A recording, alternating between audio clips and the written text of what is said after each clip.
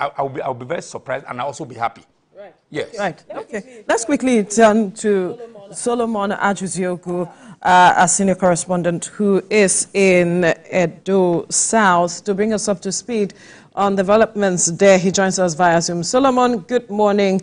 Talk to us what the situation of things is like at your location right now.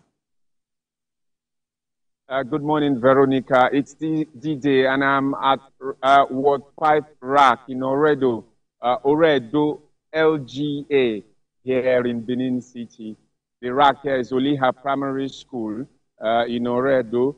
The officials, the polling officials are just setting out. Of course, you know that the start of polling will be at 8:30. We had expected that they would have moved out even before 8, but then they started moving out at about 8. Well, that's still in good time to be able to meet up with the start of polling. And the little delay there was caused by first the ad hoc staff insisting that, look, they must get their allowance as agreed before setting out. And then the security agents here were very, very, very strict with adherence to the rules.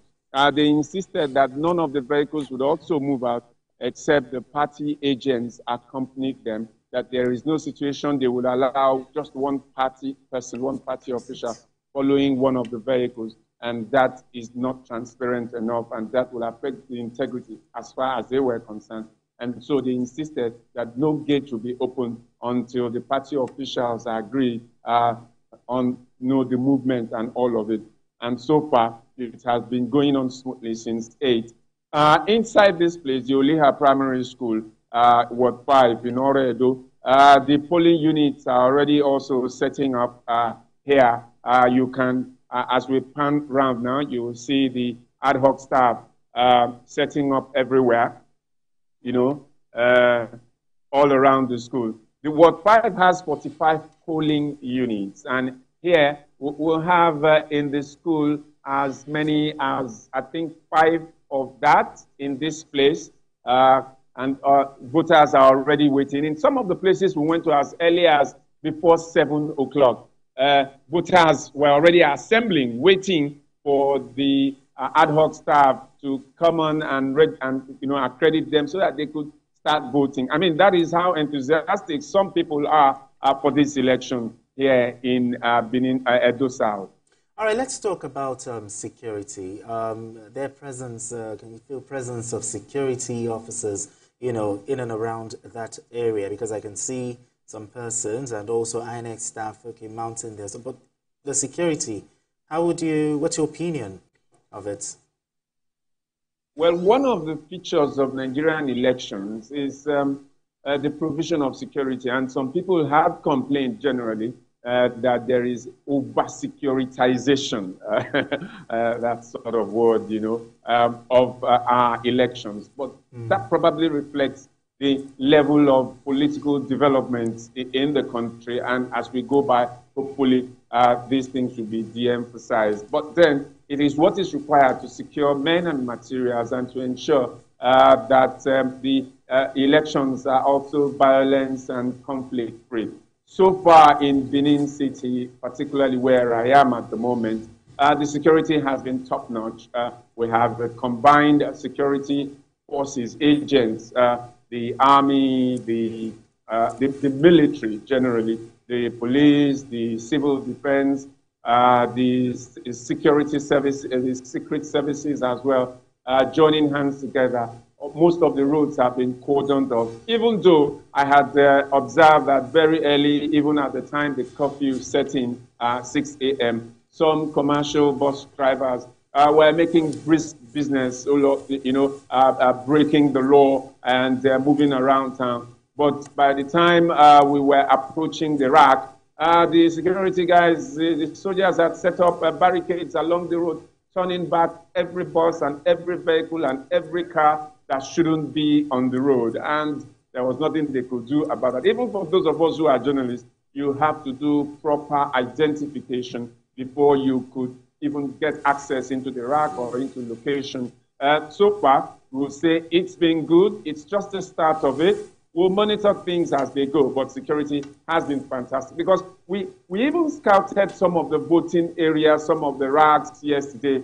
Already, security was all over the place. We went to the place, Idia College, along Iyaru, at Iyaru, and the Ministry of Education in Ward 6, where some prominent individuals and party candidates will also be voting. And the security guys were already there, set and ready, and they were not allowing access into the area until the arrival of materials. You know, so that shows a high level of compliance so far in terms of security. Solomon, I'm wondering if you were able to speak with those who came so early to get registered and cast their ballot, what the motivation is for them, and what they are looking forward to at the end of the day, especially the process. Well, they were excited. It's not about a particular motivation, as it seems, but they were so excited to want to cast their votes. Maybe this provides a new opportunity, but it was amazing to us as well. When we even got as far as Ihogbe Secondary School, where we were like the first to arrive, kind of. And while we were still asking, the people there, the people around the area, came there to witness the opening of the gates by the security, by the gateman at the school to open up the place. And the voters were already there. Even some stood on the street waiting and wondering why the INEC officials have not arrived.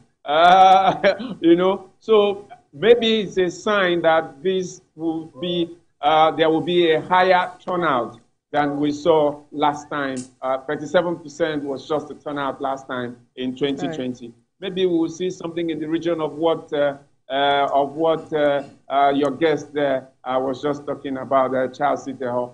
We hope that the Edo people will turn up in large numbers to cast their vote and to make a choice that to pick a candidate or to elect a governor that will truly reflect their choice. Right, and as you were speaking, we see INEC officials arriving with necessary materials to set up and ensure that the process begin in earnest, so that the people can also, who have been waiting, can be registered and every other thing put in place for them. Now, there is the question of if they made preparation for rainfall, that concern. I wonder if you can see anything that shows that INEC is prepared to ensure that the process is not interrupted in any way, even if it rains.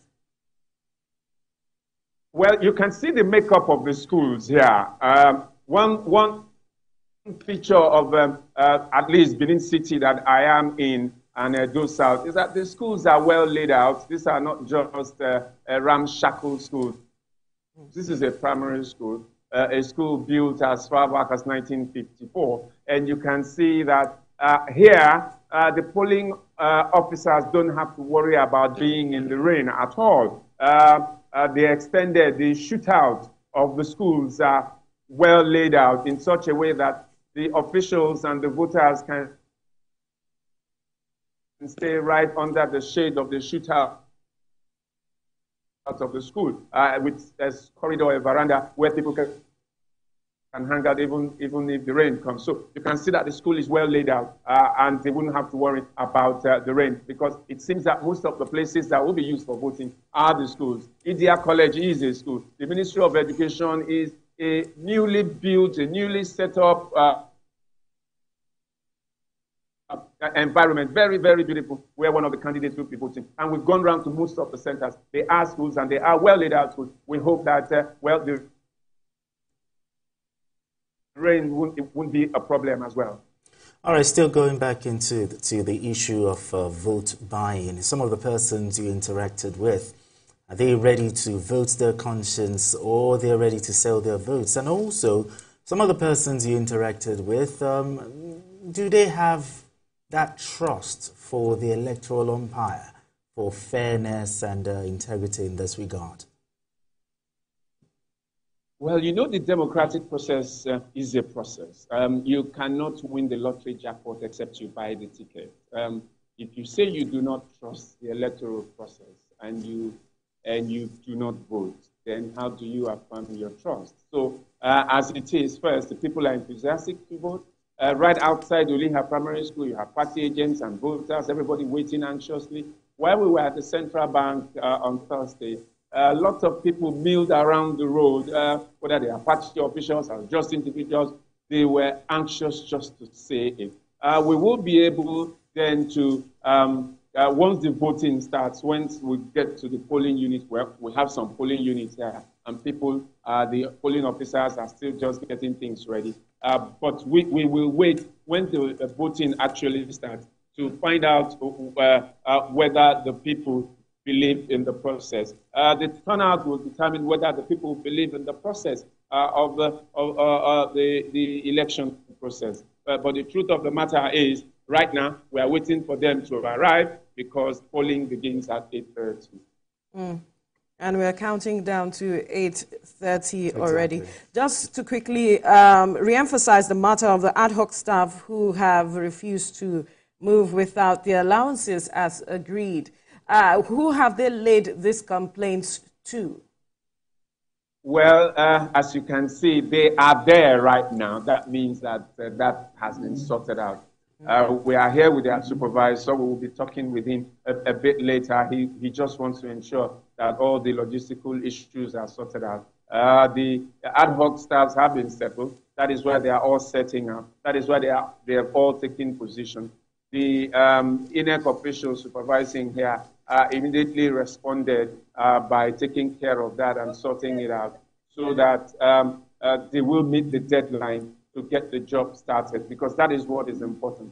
The fidelity of the process is important, and that was what he was telling us, and that he will talk with us immediately once he has sorted out this. As we talk right now, the clouds are gathering. It's dark up here in the skies, and we are worried that it might rain. The INEC rec had talked about things like this. Even while we were at the central bank as well, it was raining. We were in the rain reporting, and the ballot materials were being moved. Here today, while the people wait, while the officials wait and the people wait to vote, the clouds are already gathering here in Oredo.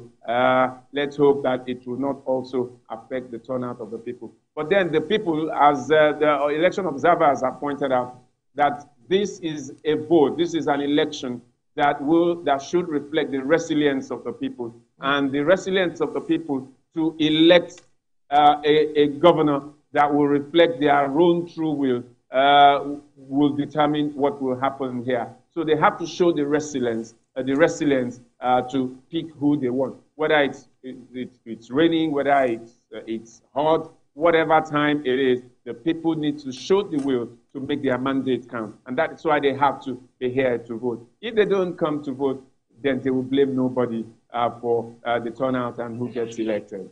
Absolutely, Solomon. We'll definitely keep tabs with you from our updates from where you are. Thank you so much. Let's come back to the studio to speak with Chelsea to respond or react to some of the things that Solomon has said.